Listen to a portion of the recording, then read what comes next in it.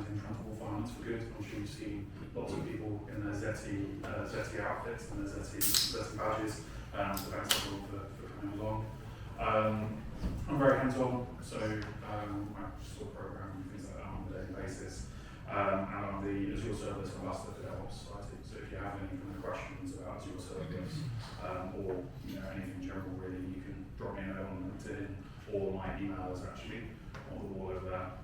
So feel free to get in touch. First of all, a plug for our magazine, Zeti. So this has an article in it which is kind of the basis for this talk. So it's probably useful kind of reading for later on, where I kind of talk through how Zeti is approaching adopting AI tools. There's also lots of other great content in the magazine as well. So Manjot's the main man for writing that, and great thing to kind of learn about the sector of EVs and transport finance if you're interested in that. So, in my opinion, I should have put at the top, 3 of the most important AI coding tools right now. Now, each one of these has competitors in its space that people will debate, one's better than this one or whatever. These are just the ones that I know really, really well. So, if there's Vercel, which is a competitor to Lovable, it's great, people love it. I'm not saying that it's not good. But this kind of trio is kind of, I think, enables this amazingly productive work right now. So we have Lovable, GitHub CoPilot, and CodeRabbit. Who's heard of at least one thing on that list? Okay, who's heard of all of them, be honest? Cool, okay, so substantially fewer. So some of these are probably new to you, and frankly, lots of them have ridiculous names. I'm not sure who chose the name for Lovable and CodeRabbit. CodePilot seems a little bit more sensible. So, I'm going to take you through, there's actually live coding in this, which obviously everyone's going to love for the potential for disaster. But I'm going to start off with a bit of a note on general AI tools, because these 3 tools are all specialists. They're not a chatbot that you just kind of write things into, some have a little bit of that interaction, but they're very much, you can't ask it, what colours is the sky or anything like that. They're very much focused on coding. But general AI tools do have their place as well. So one of the best things that I find for general AI tools is as a brainstorming tool. So say if you've got a new idea, you can go in and start going, right, what would be good about this? Who would be a great market for this? What's my ideal customer persona for this? Okay, now that you've got all of that information, generate me some themes, so color palettes and things like that, logos, and then you can get to generate a handover document for Lovable. So with what we'll do, I'm going to go and start doing that. So let's zoom in on this. So I'm going to take you through something which I actually did a few weeks ago.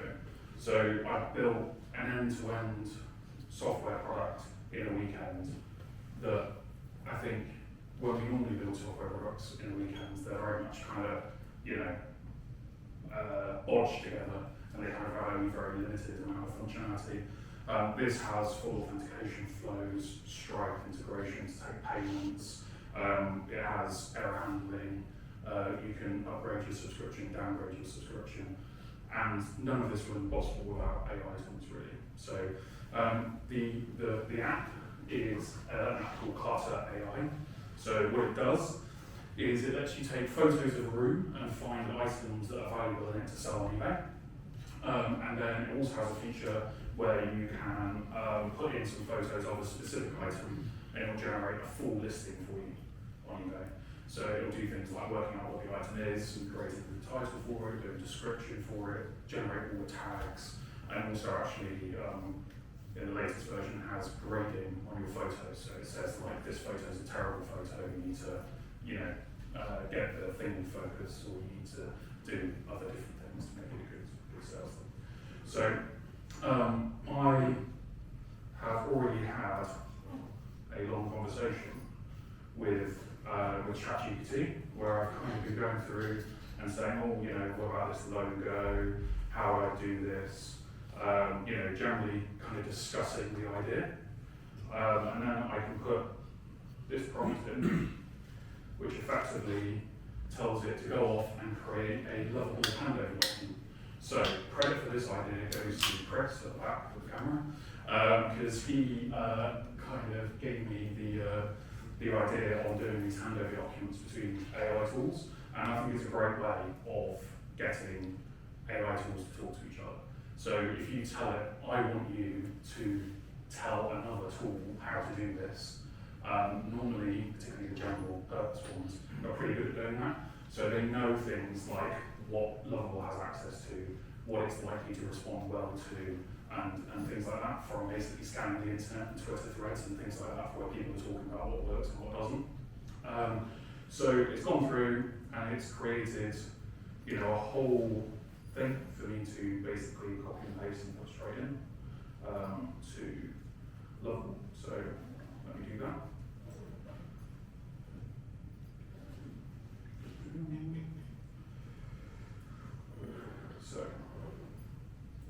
So this is Lovable. So a lot of these services are paid for, by the way, but with free tiers. So normally you can get some level of free usage out of this. Obviously, because we're using these at Zeti in anger, if you like, we've paid for all of the various subscriptions. And that's also partly because we need the data kind of safety and things like that. The default position of any AI tool is, unless you're paying for it, they're probably taking all of the data that you're putting into it, so you should be careful. So I'm just going to put that in. And Lovable basically goes off and starts thinking about it.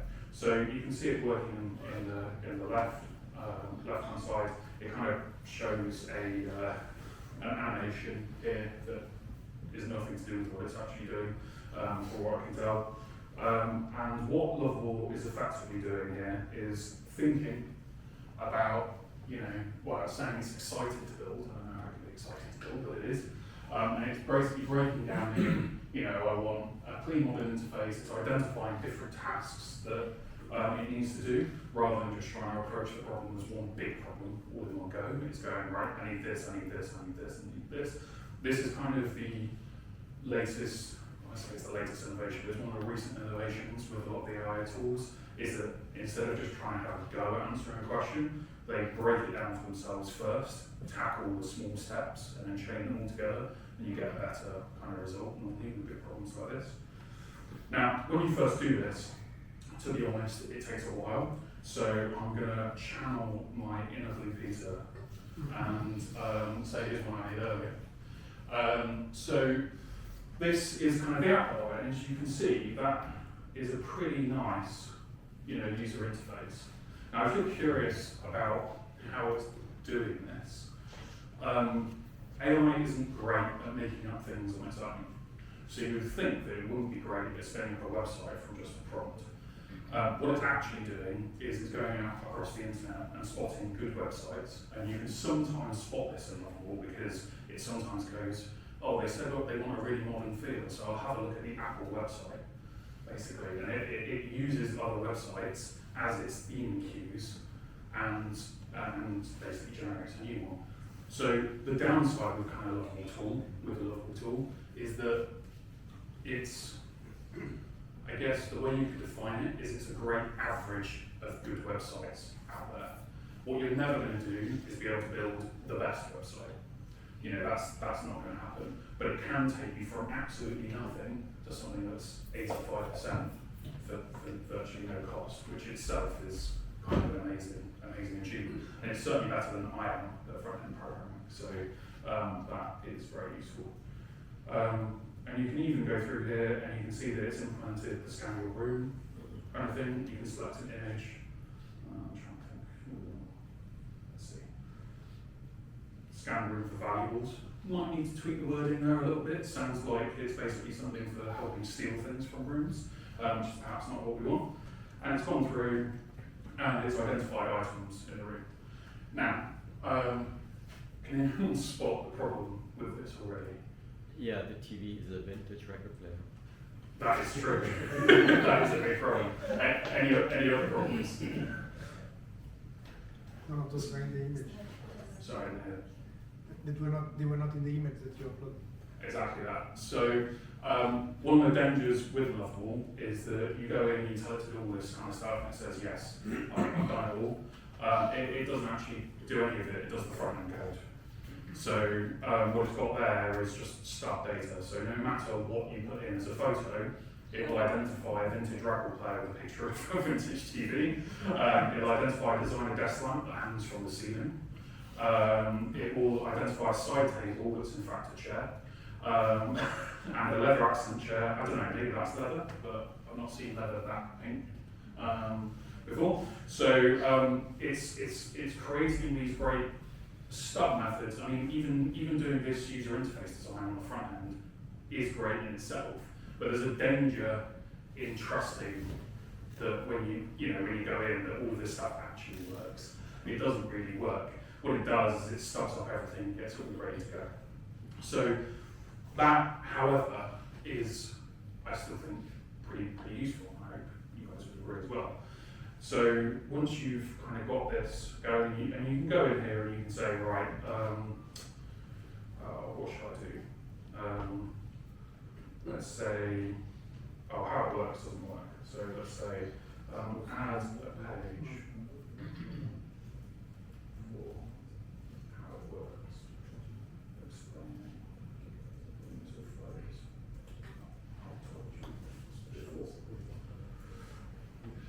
They'll go in and it will start to work on this, and it will create the how it works page. And some of the cool stuff that it can do is if it accidentally causes errors whilst writing, it will then check those errors for itself, fix its own errors, and things like that.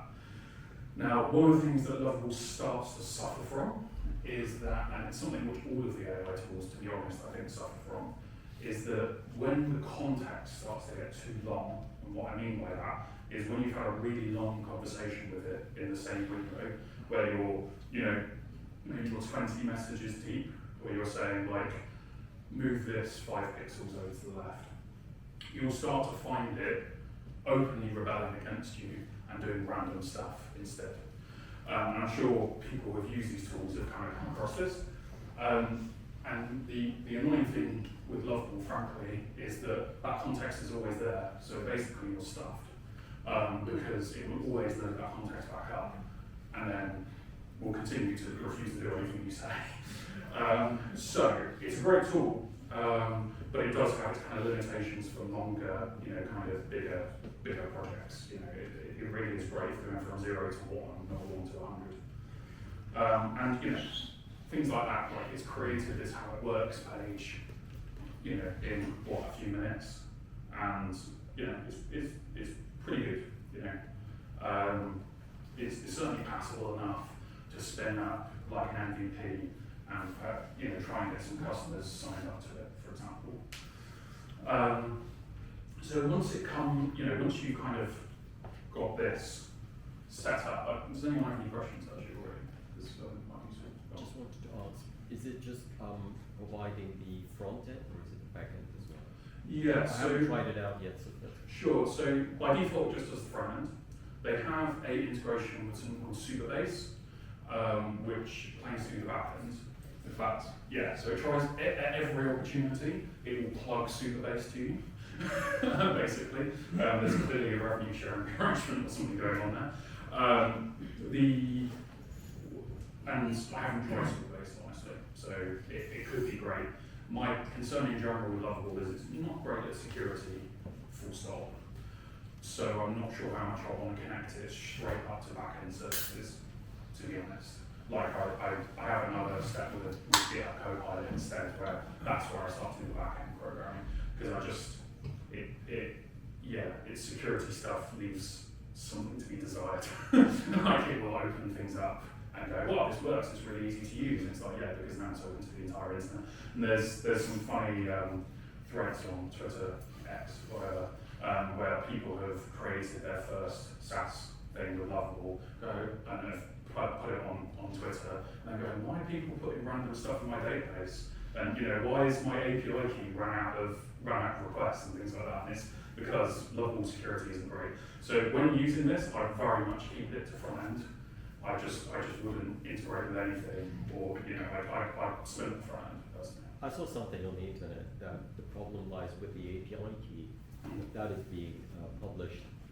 Yes. Unintentionally, obviously, but Yeah, it will do that. So like if you go in and say, here's my OpenAI AI key, build this clutter, because under the hood, this thing will go to OpenAI and send the photos in. That's how it's identifying the items. If you give that to Lovable, it will literally put it in the front end code so that anyone can download it. Right? And OpenAI requests are expensive. I can verify that. Love that it didn't do that the entire time. Okay, good. Yeah, it's any kind of security stuff. I would move out of Lovable basically. Do you find it that if you build your front end, you want to move something 5 pixels to the left. You know it's going to hallucinate, so you're going to do it yourself. Yeah. If you give it another prompt, will it undo your work? Yeah, so yes, in short, sometimes it will. If you have reached in, so you can reach in behind the scenes and start writing code in here, and if you go and do that, and you give it a prompt to do something else, like something completely separate, what it will sometimes do is go, oh, that's not what I wanted there, I want something else, and we'll just overwrite it with no regard for what you've done. So, as I say, this is very much a rapid prototyping tool, not a full development environment, because it's frankly deeply irritating to try and produce like a full product in it, because it will do things like that all the time. I know you mentioned it didn't cost very much to do, but have you modeled like how much does it cost you to build that app in tokens? That's a good question. In terms of if I wanted to build that app myself, like actually build that, is that what you mean? How much Lovable are charging you to build? Oh, how much Lovable? So Lovable's $20 a month. So so all your requests are included. yeah, they have different tiers and things, but like $20 a month gets you enough to build that pretty much. And you can really build it on the free one, to be honest. You get 5 requests a day on the free one, but they publish your free site to everyone on Lovable. So again, security not great on these tools. So be careful. Cool. I might skip on if that's all right, and we can go back for any further questions. So there is a good button on Lovable, which is the connect to GitHub button. So it basically allows you to evacuate all of your code from Lovable and put it into a proper Git store where you can actually do proper programming on it.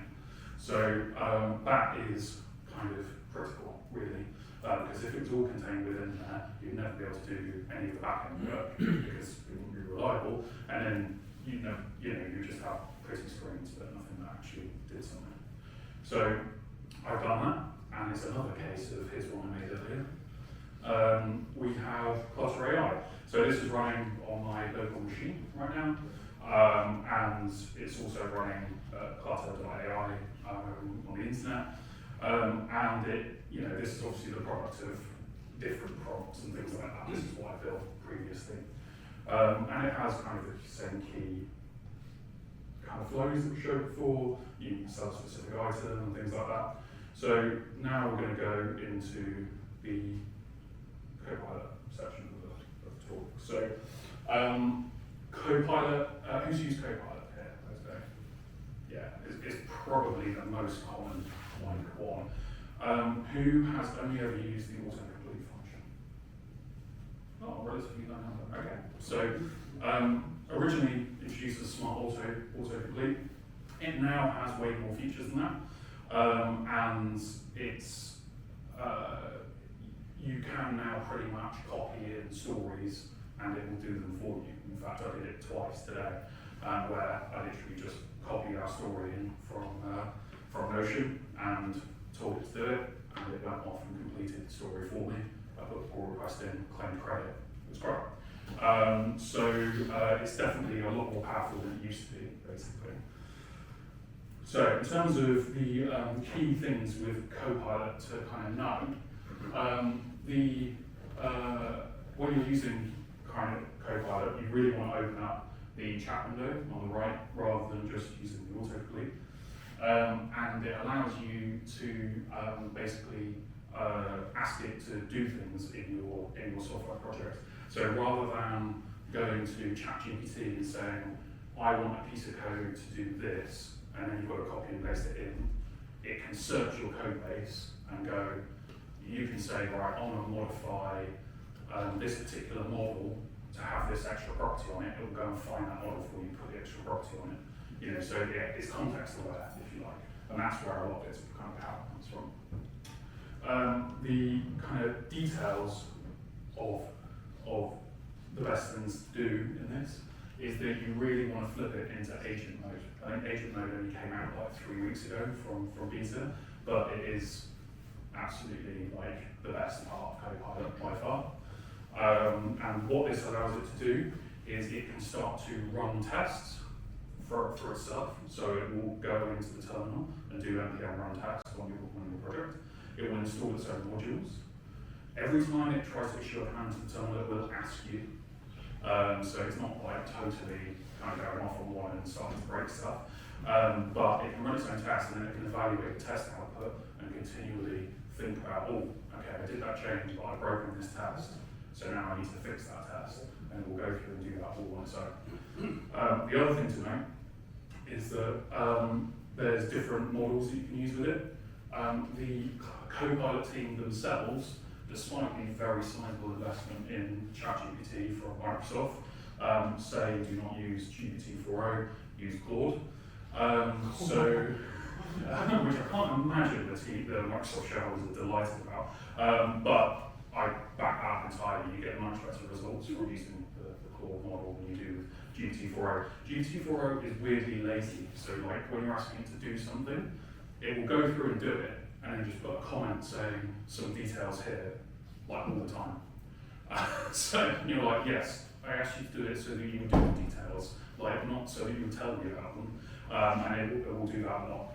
So the other kind of key tip for when you're using CoPilot is that in every repository that you use it with, you can set a CoPilot instructions file. And this is commonly, when I've kind of worked with people who've used CoPilot and I'm getting a great amount out of it, often they don't have one of these. What this is great at is it basically overall, you know, it's like a system prompt that says, you know, we like to do this, we don't like to do this. We have preferred ways of interacting, you know, we have preferred coding standards and things like that. So, in this one, I've just had some example ones. So I prefer self-documenting code over comments on every line, because CoPilot is terrible for going through and doing a line, you know, a comment and say, let's get this thing out of the database, and it has a line below it, getting the thing out of the database, and it's like, it's really unnecessary, you really write the same thing twice. So I'd rather have really long variable names that kind of define what's going on. That's a personal preference, and you know, that you can tell it to do that. And then the other thing is, all of these models are American, except for the French ones. So you have to tell it you're British and all bias. So you want British bias on things, because otherwise it puts everything in dollars, and you know, everything's going to start wrong and all of that kind of thing. So, and then this was one specific to this project, which is when you run tests that run internally and have like a watch mode on them, when CoPilot is trying to run its own tests, it just dies because it never gets the results from the tests. So you can tell it not to do that. So let's kick off and actually do something here. So what I want to do is we've got the. Can I just quickly ask something? Could you just go back to the comments? Your comments. Did you discover them? I mean, yes. They are the result of your discoveries. It's not something that comes from Yeah. So the top ones are. When you say like don't have watch on, for Yeah. example, that's your own discovery. That's So someone else would not know about it. Potentially, yeah. So what's useful is that it's put into the Git repo so that when one of my colleagues goes to work on it, it's already configured so that it doesn't waste their time and they have to learn it as well. So there are some standard ones, so Azure has put in like standard ones there, but otherwise they're basically, you kind of learn them. I think some people, you know, if you go onto the internet, there's people have like standard ones that you can kind of borrow. This just ties back into what I think about these tools. It really is for those who actually know how to code, because everyone else doesn't understand what the tool is doing. I've been saying this all along, but it's a debate. I would say the most power is really in the hands of people who already know a reasonable amount.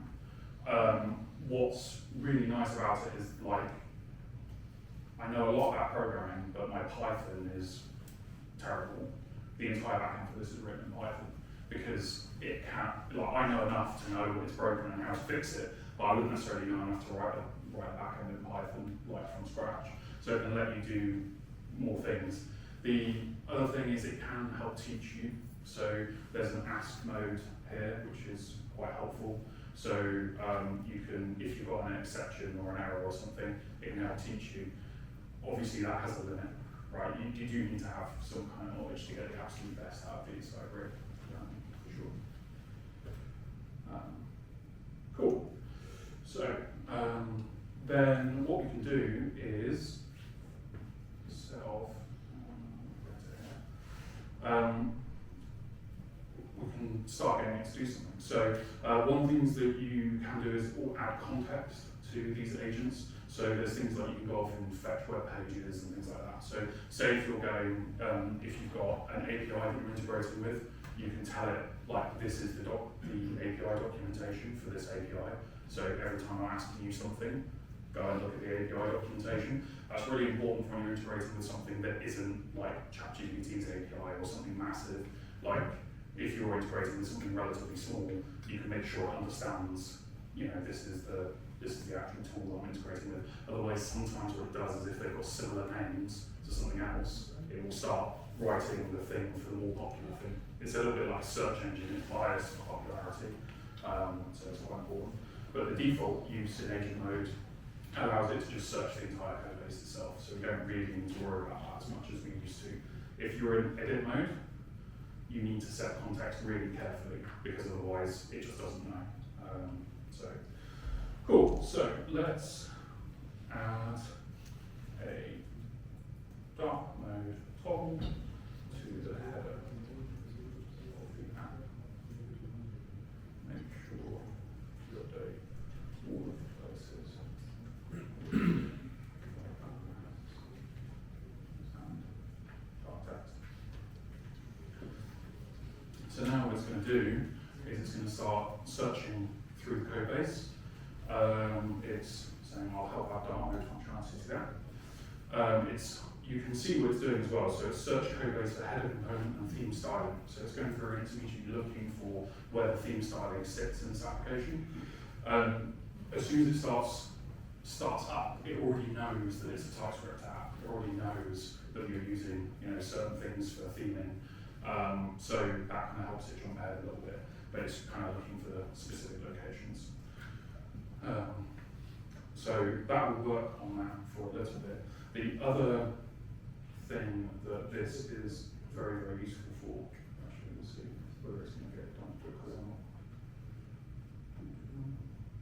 Actually, should we have some more questions? We've got any more questions while this is going? Yes. Oh, sorry, go back to you first. Zeti, have you, as a bug slipped into production or almost production that you took ages to figure out because it was generated by AI? No, I don't think so. If anything, we've had some caught that otherwise would have got through potentially.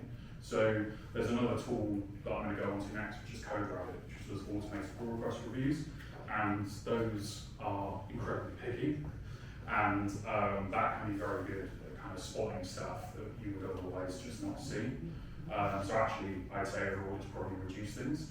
If you just take the output straight from CoPilot, then yeah, like things are going to start getting through because it's not definitely not infallible, and some of the code is. The good thing when you're working with a really large project is that the code it writes is relatively well described, because it has access to all of the words and all of the documentation or lack of documentation, but like all well-named variables and things like that. So normally it's not a case where it's like a big string of regex where you just have no idea what it's doing. It doesn't normally do that, but it can still sometimes do kind of crazy stuff that's hard to work out, for sure. Oh, right. You mentioned about the security feature or security concerns with Lovable, that we should not be adding any secrets to it. But how comfortable are you connecting GitHub repository? Because is there a risk that you'll expose the other repository code? Obviously, it's IP for the organization through Lovable. Yes.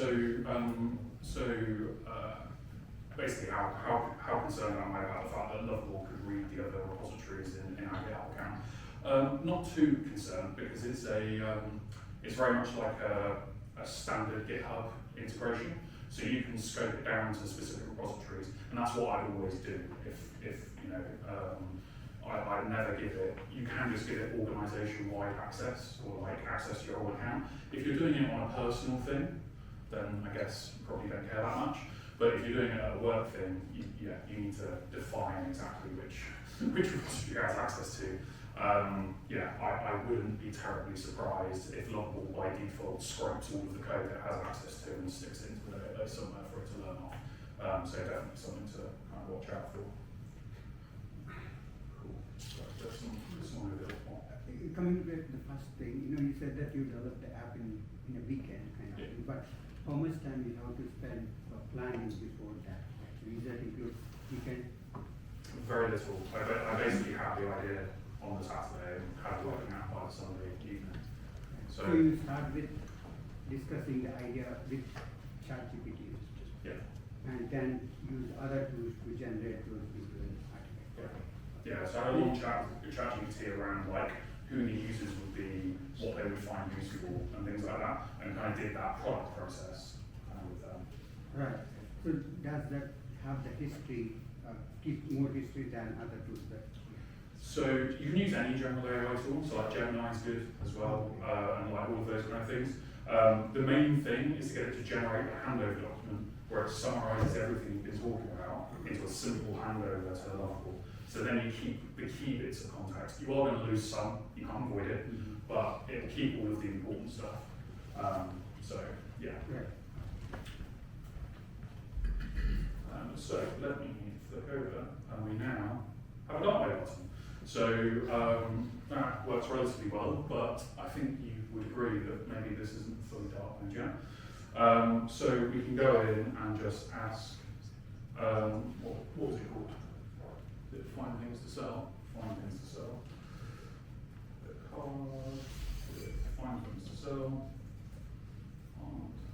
Working. Let's see why.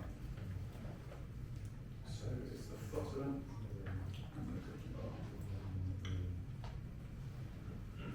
Cool. So that'll then kick off and start fixing that error. Now, one of the things that I've not managed to get working, I don't know whether it's on a Mac or something, but trying to get it to actually take screenshots in so you can show it what the problem is. CoPilot just continuously seems to say that it doesn't support images. So I don't know if that's something that they're going to do in the future or whether that's just because I'm running a Mac rather than a Windows machine or something like that. So, but that would obviously be the dream, being able to just go like, this doesn't work, like here's the image, let's sort it out. But it doesn't seem to be quite there yet. Any other questions whilst this is going? Are you on different tabs? Yeah, so I'm just swiping The around. reason why I'm asking is there any chance that you could have your AI tool on one side and the website on the other, and you could just have them simultaneously? Yes, when I'm working locally, that's what I'll often do. It's just because the text and stuff is small, like, I want to keep it blown up for you guys, because Got it. to make it readable. So yeah, that's honestly keep that going. Sorry. Sure. How do you find UX wise? Do you have to explicitly instruct to do certain things, or will it figure out by itself? Yeah, so user experience stuff, it will use the average good that it finds. If you want to do something really custom, But it's not too intuitive. Yeah, like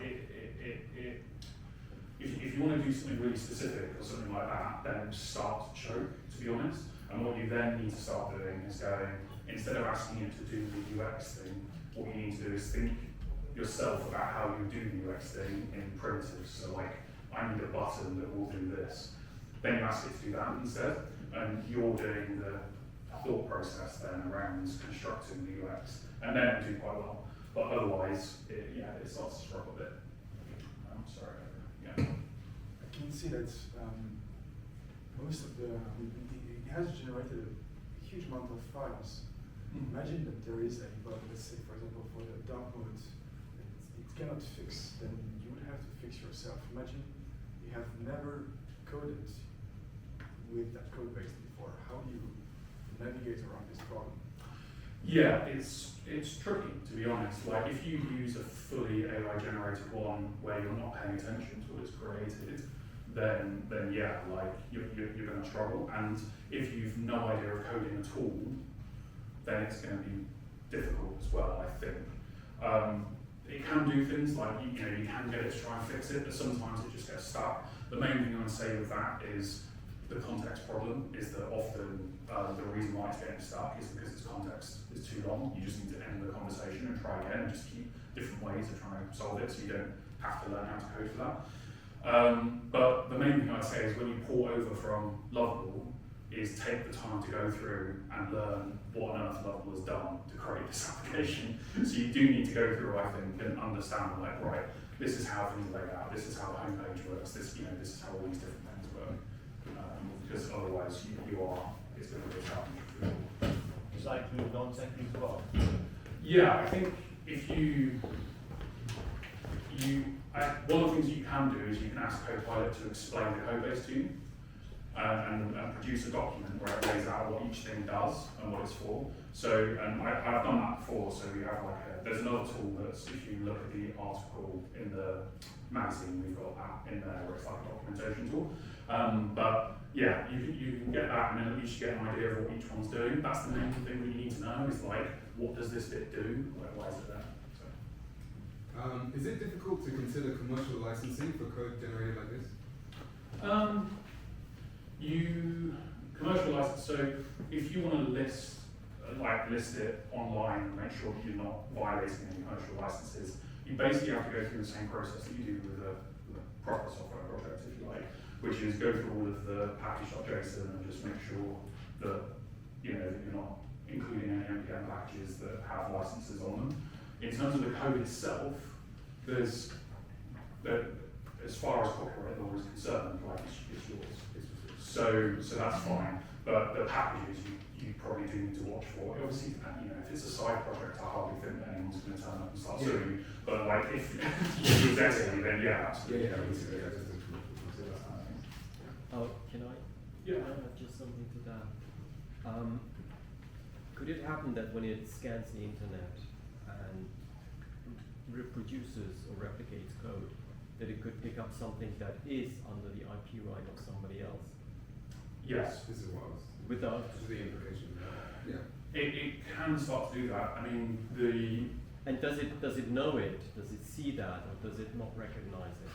Often it won't really know, but they basically the way they build these things is that they do read the licenses, and then anything that's come directly from somewhere that's got a license on it, they change enough to make it not the same, if you like. Who changes? The AI tool? Yeah, tools, yeah. So like I've seen that before where it's actually my own code from my blog on Azure Serverless. And I can see that it's almost certainly that code, but they've changed the words in it and things like that, so it's different enough to kind of get away with it, basically. Oh no, I didn't mean the content. I really mean the code base. Could there be something that has literally been copied one-to-one? And someone else? In principle, yeah. In principle. You could have something that's copied entirely. I mean, ultimately though, you're the customer of the AI tool, and the AI tool, when you're signing up to it, is, you're using the output of it. So, very unlikely for it to come to you, if you see what I mean. It's far more likely for it to come to the AI software company rather than. So someone wanted to have some retribution, I mean legal retribution, they would go to CoPilot instead of Far more likely than going to you, right? Because there's no real others, and also it's very difficult to prove in chunks.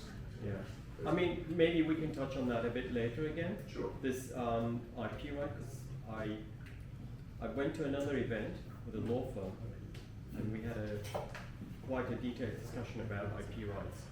Sure. So we should, Yeah, at the end, absolutely. maybe. All right, so I'm not going to take us through getting this absolutely to work. This is a good example of what sometimes happens where it just refuses to do a thing. So what you might do in the next step is you might, close the context window, try again, maybe have a look, find this actual bit, find the exact class that it is, and then use that as the prompt and say, change this so that it works in dark mode and things like that. So sometimes you have to do some of the legwork.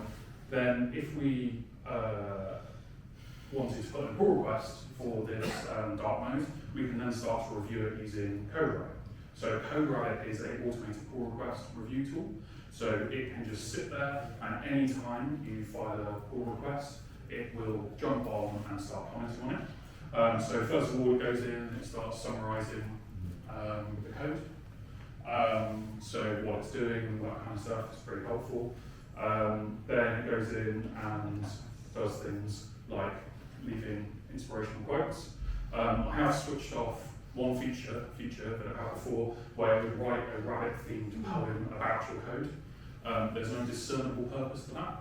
It's quite fun initially, but kind of got old later. And then what this tool basically does is it goes through and says, what's good, what's bad.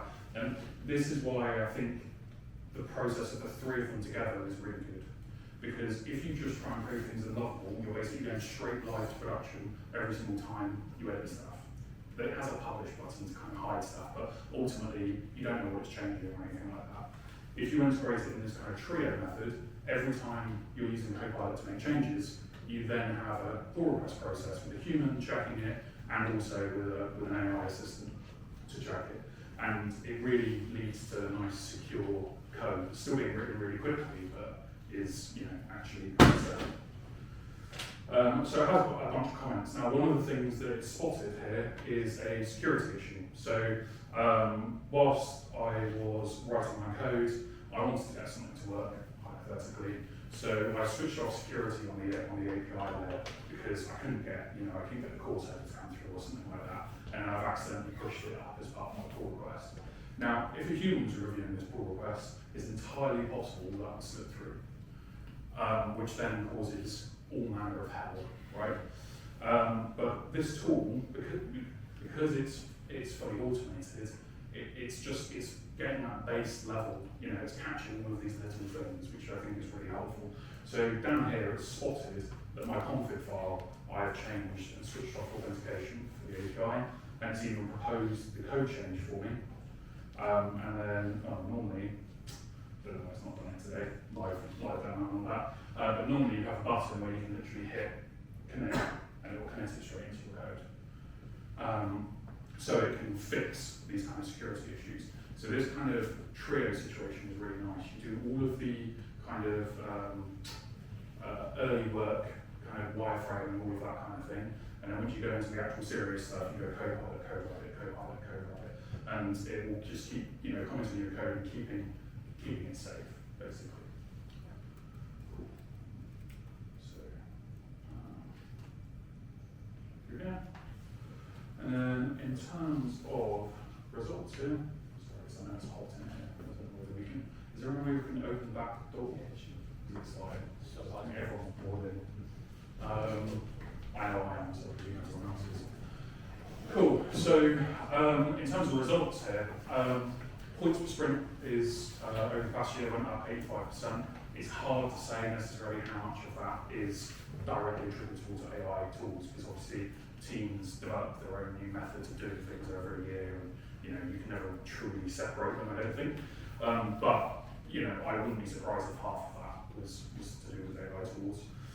We can now do new things. That's actually one of the most exciting things about this, is that previously when we're going and seeing a customer, we have to think, right, we've got to put a couple of days effort to put wireframes together, and those wireframes aren't going to be clickable usually.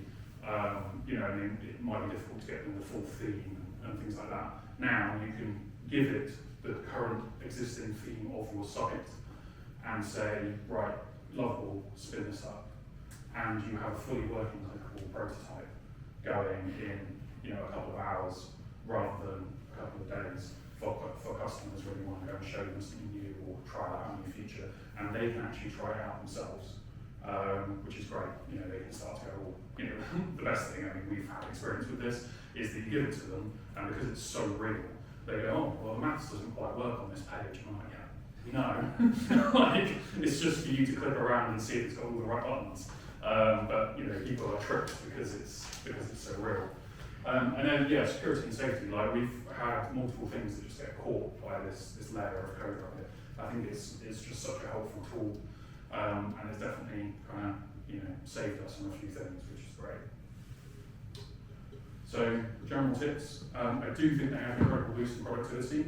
This whole tool in a weekend is like wouldn't have been possible pre-AI. Like, no matter really how fast you are as a developer, to be honest. The context of how you do your requests is really, really important. So, you know, making sure that you're using well-named variables and things like that really helps these tools. If you're going in and saying var x equals blah blah blah, they will really start to struggle. They're great imitation, and it's weird because when you look at Lovable, you're like, well, that's creating something from nothing. It's not. It's actually imitation as well. It's copying the rest of the internet and synthesizing it down into an average good website, right? But you know, they're pretty good at it. And then yeah, security. There's all sorts of tricks that I've started to see. So like AI tools generate typos relatively predictably with some NPM package names, and there's a potential attack where you could register an NPM package with that name, and then basically put malicious code into all of the Lovable projects through that. So you need to be careful on the security side of this. Like, that's why I say, like, do the Lovable bit, then take it out into CoPilot, put it through CodeRabbit, you know, because you're just more likely to catch all of these kind of dangers. And then yeah, any questions at the end? Is CodeRabbit capable to do dynamic code analysis, or is it only static? So it will go through the entire like context chain of code. So it will understand that variables are being used for certain things, but it is effectively static. Like, it doesn't run the code. But what it can do is, if you set up a GitHub action that runs the tests, if they run quickly enough, then CodeRabbit will analyze the results of the tests and the logs that come from the tests. So it can do that, but it can't run the tests currently. Right, so it statically analyzes it. Does it do, so for instance, in case of supply chain, does it do the entire project testing, or it only tests your? Yeah, so it will, so you can run it on your initial setup commit, and then it will do the whole project. Otherwise, it only does the edits that you've made because it's pull request localized. But it will check that NPM packages are like pretty legit. Now, would I rely on it alone? No. Like, I still go and double check them, but it will, you know, it applies that base level of like, oh, this is really obviously a terrible one or something like that. And it warns you about stuff, which is good. Sorry. You seem to have sort of a proto-agentic AI approach going on here. Your inspiration from Claude to do the product development side of it, kind of the product idea, the manual handover doc to the AI that's specializing in doing the code, and then you've got the kind of the handover via GitHub to the AI specializing in error checking and so forth. Do you see that there is a more kind of orchestrated / integrated way for that in the future, particularly with addition of a fourth AI as an overall supervisor doing all of the little fixing stuff as you go along and actually keeping it on target with what you didn't want? Yeah, I think yes, to some degree. I think it will help. I think it still gets itself backed into corners quite regularly. Like, and an overseer kind of style tool would probably do the same thing. So it probably gets stuck, probably get itself backed into corners as well. But it's yes, a lot of the stuff there that's manual, like in theory, an agent could just do that instead. So like if you had ChatGPT controlling your computer, which would do a lot of the steps that I was doing, and I think that's probably where it's going to go. It's just interesting because it so often gets itself backed into a corner that I wonder how effective they will ultimately be. That's for other people to work out, basically. Sure. So when we go back at the greatest inventions in computer science, for example, in Mac OS when they invented overlapping windows, it was something that was never done before. It's part of the innovations. And the core of the implementation was a programming trick by one of the developers from the Mac OS team.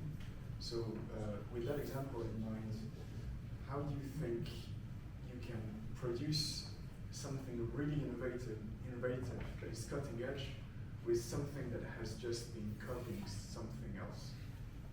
I would say I think they're challenging. I think they're not great at doing their own thing or doing something new. What I could see them being quite good at is taking existing ideas and applying them to new areas. So like, for example, the trick being used there, could you then use that in a separate application, and that would be innovative in that area because no one's ever thought to use that. It's a little bit like Dyson using all of the turbine technology that all existed already, but he took it and put it into Hoovers and things like that. So it'd be good at that kind of thing, but coming up with truly new things, I'd love to see it, but I haven't seen any evidence for it yet. Thanks. Do all these tools cover the same areas? I mean, the same functions?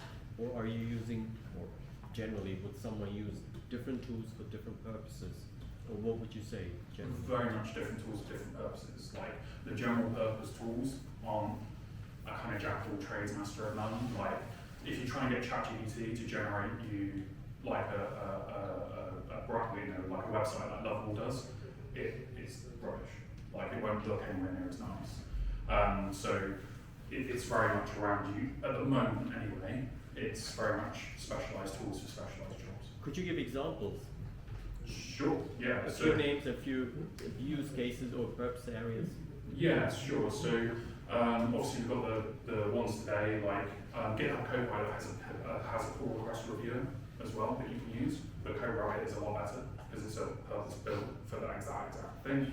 Let me have a think. Like image generation. If you go in and you use image generation from like Gemini or ChatGPT, it's pretty good. You go in and use the one from Photoshop, it blows them all away because it's a specialist tool built for exactly that job. Marketing, we were looking at a marketing tool where, rather than having everything, going in and saying, right, I want some website copy, going into ChatGPT and things like that, it's got everything already set up to be marketing friendly, and it's just a lot better. And then obviously the programming tools we kind of talked about today. Last one. Just bringing a DevOps lens to it, how have you found CoPilot and either the GPT models or Claude at doing DevOps type work, so like editing Terraform config files or Argo workflows, etc.? How have you found, what's your experience with that? Pretty good. So it'll put together, for me being on Azure, it's like ARM templates and things, roughly equivalent. So pretty good, but definitely finds it more difficult, and I think it's because it doesn't have as good a, it doesn't think about it in the right way. Templating languages, I think it just struggles a bit more with. Where it works quite well, I think, is if you get it to generate a file to just do one thing, like just deploy a server, it does that quite well, and then you can then move that or ask it to move that into a big template. But if you try and get it to just edit a template straight out, hit and miss, to be honest. I think we sound like the base models generally don't do a good job because they're not trained on the volume of data for those types of things. Yeah. Where you start to do the agentic workflows, I'm just wondering if you've seen CoPilot do an agentic, go and search Terraform docs, right, to find out how to edit the files. Have you seen that kind of behavior from the agentic flow?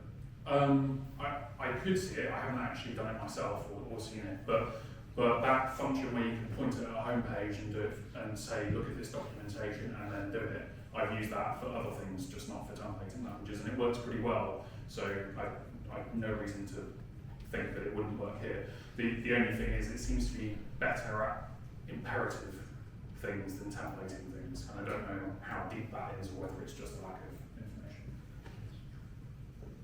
information.